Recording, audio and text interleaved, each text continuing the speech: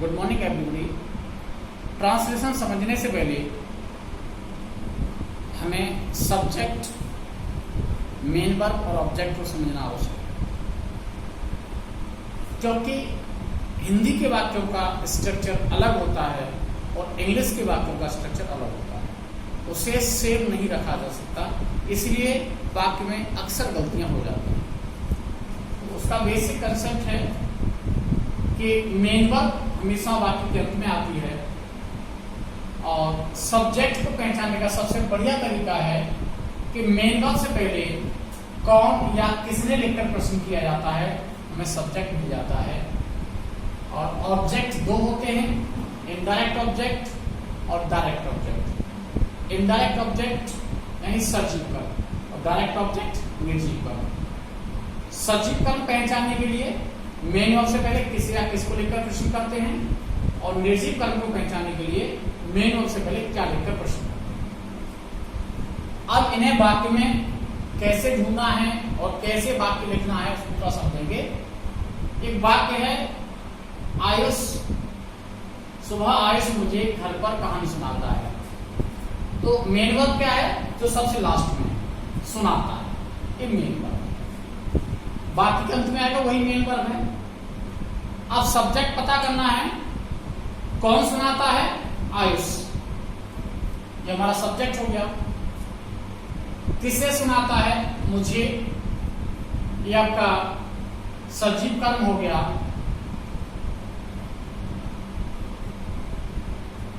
क्या सुनाता है? कहानी, ये निर्जीव कर्म हो गया। स्थान की बात करेंगे तो कहां लिख देते हैं, कहां सुनाता है? घर पर।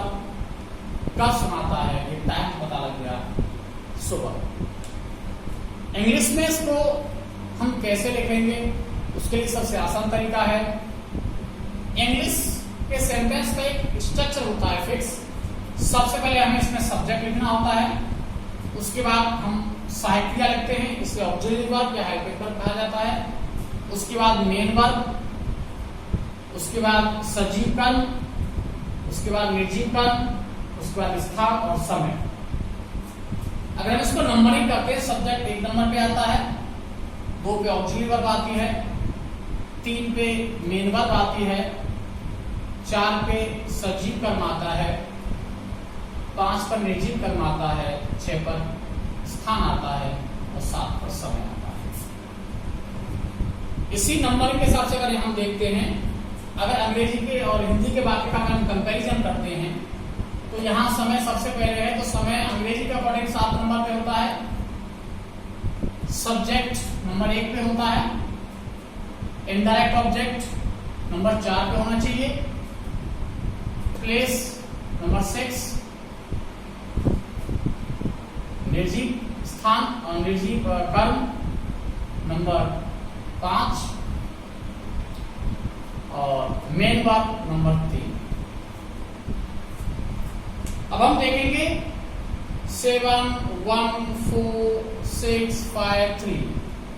अगर हम इसको आरोही क्रम में लिख देंगे 1, 2, 3, 4, 5, 6, 7, तो यह एक कंप्लीट सेंटेंस ऑटोमेटिकली हो जाएगा। दूसरी सबसे महत्वपूर्ण बात क्या है कि आप इसमें देखोगे नंबर 2 नहीं है, सहायक क्रिया नहीं। ये जो आपके सामने स्ट्रक्चर है, ये स्ट्रक्चर सभी टेंस में अप्लाई होता है, प्रेजेंट हो, पास्ट हो, फ्यूचर हो, इंडेफिनिट हो, कंटीन्यूअस हो, परफेक्ट हो, कोई भी टेंस है सभी में अप्लाई होता है। केवल यहाँ पर ऑक्सिलरी वर्ब यानी सहायक क्रिया चेंज हो जाती है, सेंटेंस का स्ट्रक्चर चेंज नहीं होता। आपको हर एक टेंस, हर एक सेंटेंस के लिए अलग स्ट्रक्चर की आवश्यकता नहीं है। चूंकि प्रेजेंट इंडेफिनिट के अफर्मेटिव सेंटेंस में हम कोई सहायक क्रिया नहीं लगाते हैं, तो ये जो आपका है ये पोजीशन रिजर्व है। अगर ऑक्सिलरी वर्ब होगी, सहायक क्रिया होगी तो उस जगह पे आएगी, अगर नहीं है तो प्रेजेंट और पास्ट इंडेफिनिट के अफर्मेटिव सेंटेंस में हम ऑक्सिलरी वर्ब यूज नहीं करते हैं। तो अगर यहाँ ऑक्सिलरी वर्ब नहीं है तो आपको यहाँ ये जगह रिक्त रहेगी। अब नंबर 1 लिखेगा, हम उसको सिस्टमेटिक लिखेंगे। Number 1 Ayush, number 2 auxiliary verb हमारे पास है नहीं, क्योंकि प्रेजेंट इंडेफिनिट के अफर्मेटिव में हम ऑक्सिलरी वर्ब लगाते हैं। नंबर 3 आ जाएगा, सुनाता है, टेल्स, क्योंकि एक वचन सब्जेक्ट के साथ मेन वर्ब में ऐसे ही जुड़ जाएगा। उसके बाद number 4 me, number 5 a story, number 6 at home, और नंबर 7 टाइम आ जाएगा in the morning, in the morning. यहां देखेंगे बहुत सरल तरीके से आप सब्जेक्ट, मेन वर्ब और ऑब्जेक्ट को पहचान सकते हैं और बहुत इजीली हम उसको लिख सकते हैं। अगला एक पॉइंट आपका आता है कि ऑक्सिलरी वर्ब। तो प्रेजेंट और पास्ट इंडेफिनिट के अफर्मेटिव सेंटेंस में यदि कार्य की अनिवार्यता बताई जाए, किसी बात पर जोर दिया जाए, तो अफर्मेटिव सेंटेंस में भी ऑक्सिलरी वर्ब का यूज करते हैं। जैसे वह सुबह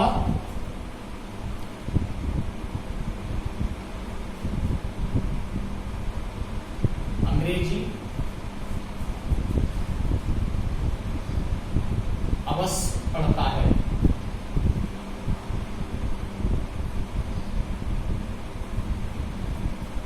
तो अवश्य शब्द आने का मतलब है इसमें थोड़ा सा हम एम्फेसाइज कर रहे हैं, जोर दे रहे हैं, और जोर देने के लिए अफर्मेटिव सेंटेंस में भी हम ऑक्सिलरी वर्ब का यूज करते हैं। ही डज रीड, स्टडी लगा English in the morning.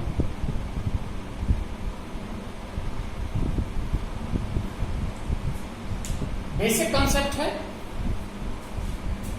Negative sentence के लिए हमें अलग से कोई स्ट्रक्चर लिखने की आवश्यकता नहीं है।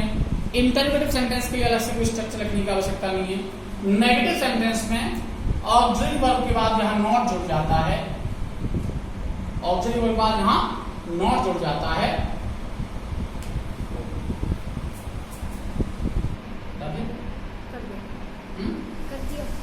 ऑक्सिलरी वर्ब का नॉट लगा देते हैं। उस स्ट्रक्चर को थोड़ा सा देखेंगे, उसमें subject plus auxiliary, auxiliary verb plus not plus main verb plus indirect object plus direct object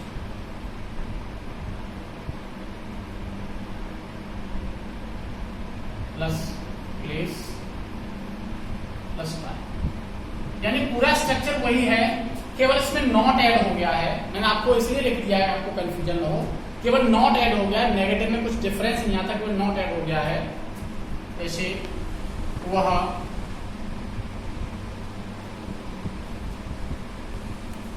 cricket नहीं खेलता है,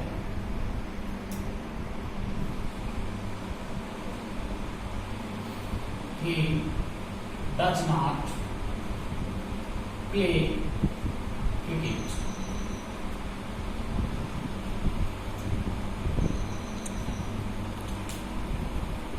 इंटररोगेटिव में भी हमें कुछ अलग से ज्यादा डिफरेंस करने की आवश्यकता नहीं है। सभी इंटररोगेटिव सेंटेंस में ऑक्सिलरी वर्ब जो है वो सब्जेक्ट से पहले आ जाता है और सब्जेक्ट ऑक्सिलरी वर्ब के बाद आ जाता है। अगर हम इसमें ये करते हैं क्या वह क्रिकेट नहीं खेलता है, तो थोड़ा सा चेंज हो जाएगा, does he not play cricket. उम्मीद करता हूं आपको कंसेप्ट क्लियर हुआ होगा और ट्रांसलेशन के अगले चैप्टर में कुछ एडवांस कंसेप्ट आपके सामने प्रोवाइड करूंगा, क्योंकि ये बेसिक कंसेप्ट था। अगला एडवांस कंसेप्ट के लिए नेक्स्ट वीडियो तक इंतजार करें।